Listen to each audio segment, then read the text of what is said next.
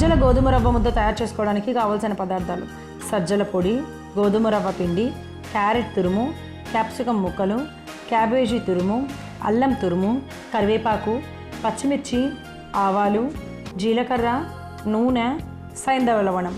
సజ్జల గోధుమ రవ్వ ముద్ద తయారు చేసుకునే విధానం: ముందుగా స్టవ్ వెలిగించి ప్యాన్ పెట్టుకొని నూనె పోసి వేడి చేసుకోవాలి. నూనె వేడయ్యాక 1 చెంచా ఆవాలు, 1 చెంచా జీలకర్ర, పచ్చిమిర్చి, కరివేపాకు, అల్లం తురుము, క్యారెట్ తురుము, క్యాబేజీ తురుము, క్యాప్సికమ్ ముక్కలు వేసి వేగించుకోవాలి.